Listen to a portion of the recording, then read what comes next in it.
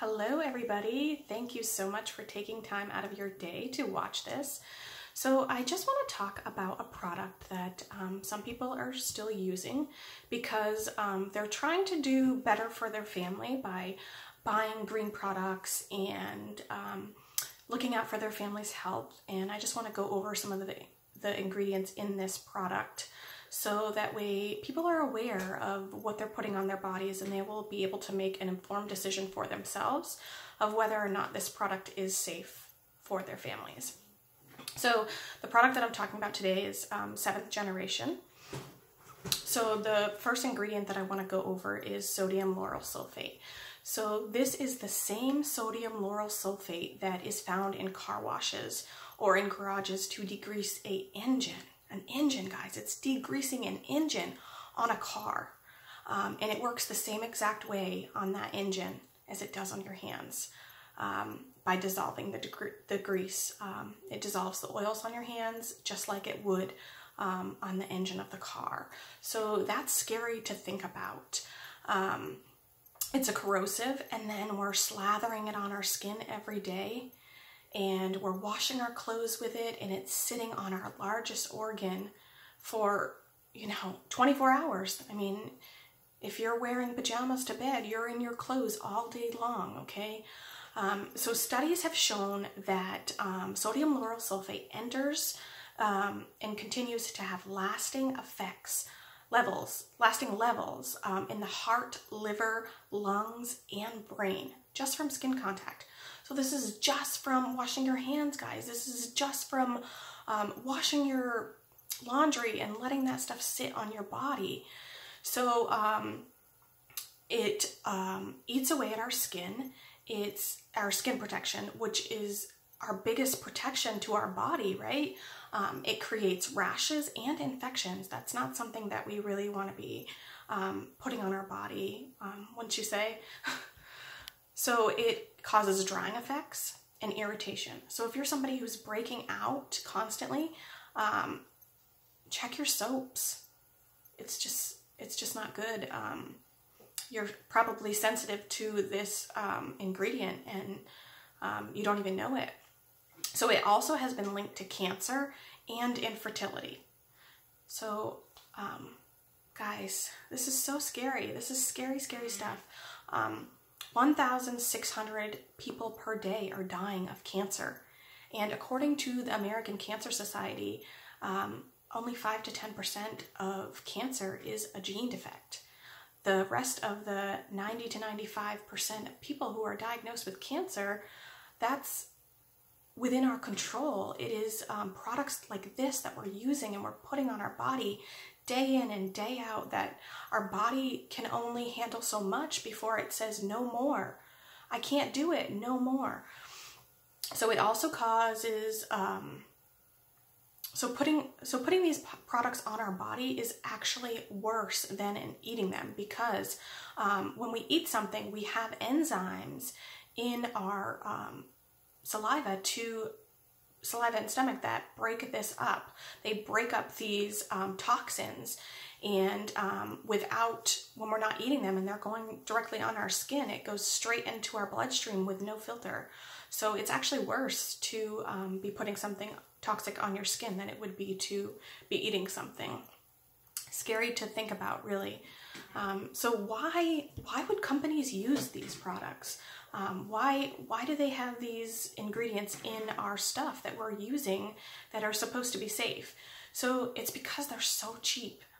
They're so cost effective for them to make them. It's found in shampoos and bubble bath and all kinds of stuff that we're using every single day.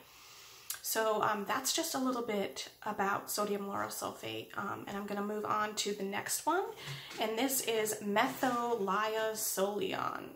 I can't even pronounce it. Like, that was just terrible pronunciation, but we shouldn't even be using it if we can't even pronounce it. So it's a highly corrosive chemical when ingested or applied to the skin or eyes. So we're washing our dishes and then we're eating off of that plate that we just washed our dishes with. But it's a highly corrosive chemical when ingested or even applied to the skin. We're washing our hands with it. the EPA issued guidelines to individuals just working with this product, that they should be wearing protective clothing such as gloves, eyewear, and respirators. So a respirator is something that is on your face all day long, so that way you're not breathing this in. And it's around us all day long. We're washing our hands, we're washing our clothes with this, and then it's sitting on our body all day long. We're breathing that in all day. So studies have shown this to be moderate to acute toxicity by oral and inhalation routes. So like I said, we're inhaling this all day. If you wash your hands and a little bit spits up and gets you in the mouth, I mean, how many times have you washed your hands and suds fly in your face and you get that in your mouth? Or better yet, our children who are using the soaps as bubbles, right? They're playing in the sink and they're having fun and they're playing the bubbles, and then after they put their hands in their mouth. I mean, kids always have their hands in their mouth. So it's just not something that I would recommend. It's not something that I would want to use on my family, and I wouldn't encourage anybody else to do the same. Okay, moving on. The next one is benzothiazolium. Again, another one that I can't even pronounce. So it's toxic to the human immune system. So we're using a product to wash our hands, and we think that we're doing our body a service, right? Because we're cleaning and we're making sure that our immune system is supported, but really this product is destroying our immune system. So when somebody we come in contact with is constantly sick, or our family member came over and they're sick and we're trying to wash our hands a lot so that way we don't get sick, and really we're just doing a cycle of destroying our immune system. So it's also an irritant for the skin and eyes and our lungs. It's used in home cleaning products such as paints, varnishes, adhesives, plasters, and sealants. So I'm not sure about you guys, but something that is used to paint my walls and plaster something. I mean, plaster is hardcore, right? I mean, that stuff ain't nothing getting through the plaster, and we're using that on our skin? I mean,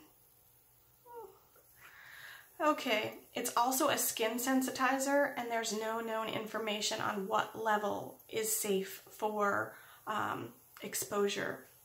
So safe levels, we don't know, but just wash your hands with it. It's okay. In terms of sensitization. So it's like, what does that even mean? So until they establish this safe level of exposure in cosmetic ingredients, cosmetic products, as a preservative, that's what it's used for, as a preservative. So they've just considered that there isn't a safe level. So, I mean, you're at your own risk, I guess. There's also some highly acute toxicity to Aqualife. So we're destroying our fish, we're washing our hands, and all of this stuff is going into the earth, and it's just not good for the Aqualife. It's really sad, guys. It's really sad. So that's all I have on this that I researched so far. But that's just a little bit, but a lot of stuff that just in 3 ingredients that are just not good for the body at all. I mean, they're cancerous, they're toxic to the body, they're not good for your respiratory system, they're not good for your immune system. It's just destroying our health, guys, and we're using this stuff day after day, night after night, I mean, years after years, and we're wondering why the cancer rates are up so high, and everybody has allergies, and everybody has immune deficiencies, and all of these stuff. And we're doing it to ourselves, really, because we trust that these companies are looking out for our health, but they're not. We are our best advocate, so only you can make an informed decision about your family and your health. So you really have to just research this stuff and figure it out on your own, because nobody else is going to do that for you. These companies are just going to make a product that is going to get them the best amount of money for the cheapest product to throw out there, and they don't care about your health. If they're making a buck off of it, who cares who's getting sick, really? And it's really sad, and it's really unfortunate that they slap a green label on it, and we think that we're doing really good for our family because we're trying to, but we're really not. So I hope that this was helpful for you guys. And I hope that I can bring you some more valuable information about your health and how to take care of your family. So that's all for now. Thanks.